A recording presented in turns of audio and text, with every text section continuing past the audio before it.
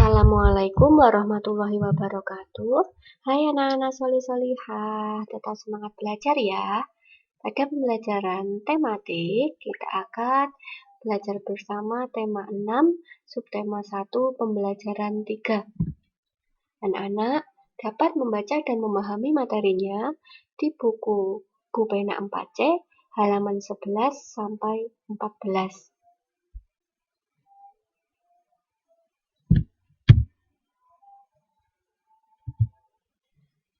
Tujuan pembelajaran hari ini, anak-anak dapat menjelaskan sumber daya alam atau SDA, mendeskripsikan isi puisi, menjelaskan keragaman SDA, pekerjaan dan manfaatnya dengan benar. Baik, kita mulai pembelajaran yang pertama. Materi yang pertama, menjelaskan sumber daya alam atau SDA yang dapat diperbarui. Tentu anak-anak masih ingat ya, apa yang dimaksud dengan SDA? Ya, benar sekali.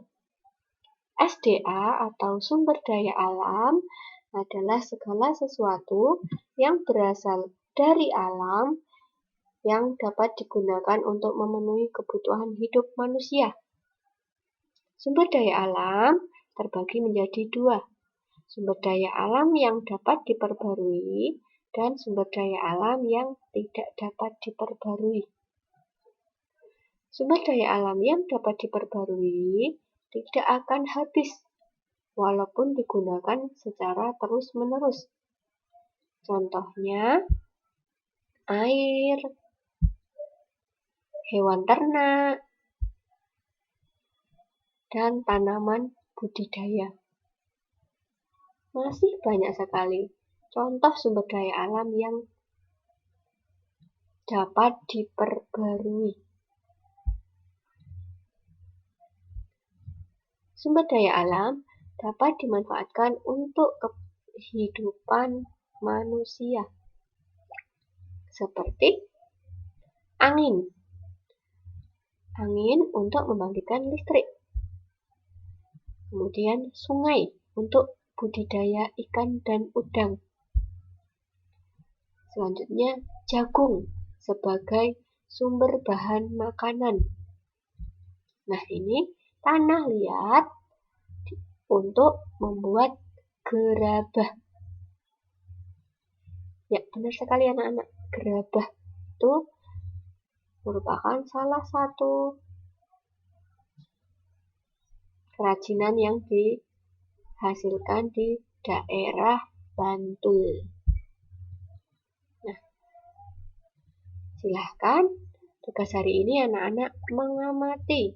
Amatilah sekitarmu dan tuliskan contoh sumber daya alam yang dapat diperbarui dan pemanfaatannya. Sebutkan SDA-nya 3.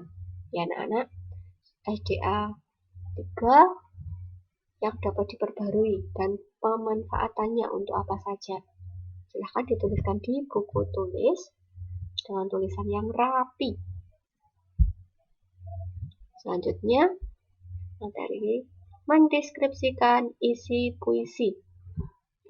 Ada beberapa langkah yang bisa dilakukan untuk mengetahui hal yang disampaikan oleh penyair atau pengarang puisi. Yang pertama, bacalah puisi dengan seksama. Yang kedua, tulislah hal-hal penting dalam puisi.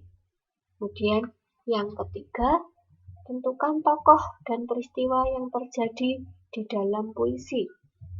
Yang keempat, tuliskan kata-kata yang sulit, lalu temukan maknanya dengan bertanya kepada guru atau orang tuamu. Dan yang kelima, bisa anak-anak mendiskusikan puisi tersebut bersama teman. Nah, untuk latihan hari ini, silakan anak-anak perhatikan puisi berikut ini. Silakan ditulis dalam buku tulis, kemudian dibaca dan kerjakan latihannya ini. Jawablah pertanyaan, berapakah jumlah bait dan baris pada puisi tersebut? Tuliskan pola irama pada setiap bait puisi tersebut. Dan apa yang ingin disampaikan penyair melalui puisi tersebut? Silahkan dijelaskan. Selanjutnya materi yang ketiga, menjelaskan keragaman SDA, pekerjaan, dan manfaatnya. Nah, sumber daya alam yang ada di sekitar kita memengaruhi cita-cita yang ingin dicapai. Cita-cita tersebut dapat berupa pekerjaan yang membutuhkan sikap saling bekerja sama. Contoh pekerjaan atau cita-cita yang membutuhkan kerjasama antara lain yang pertama adalah nelayan.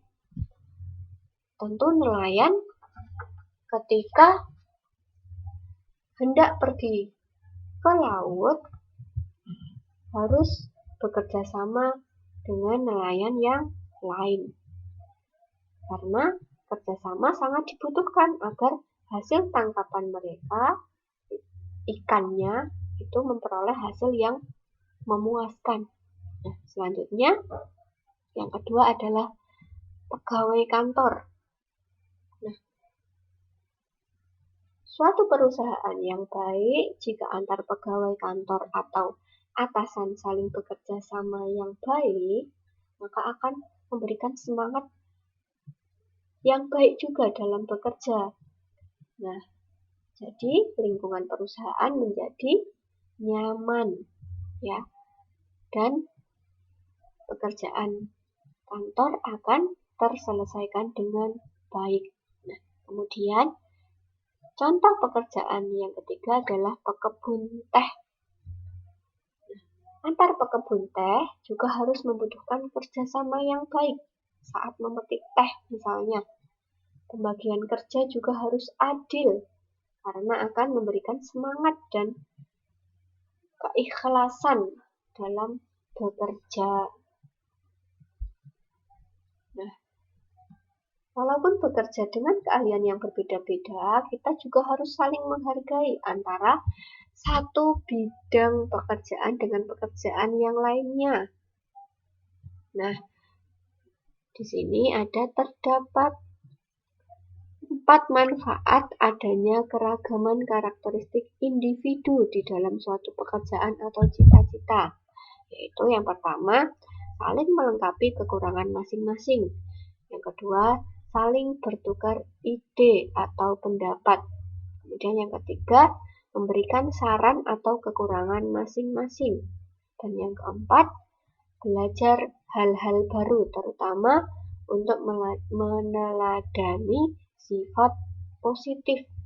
Ya, sifat positif itu berarti sifat-sifat yang baik yang perlu kita contoh atau kita teladani. Nah, jadi kita sangat perlu sekali menerapkan sikap kerja sama yang baik, ya anak-anak, dalam hal-hal yang baik pula. Demikian penjelasan materi dari Bu Ida. Semoga bermanfaat. Selamat mengerjakan tugas. Wassalamualaikum warahmatullahi wabarakatuh.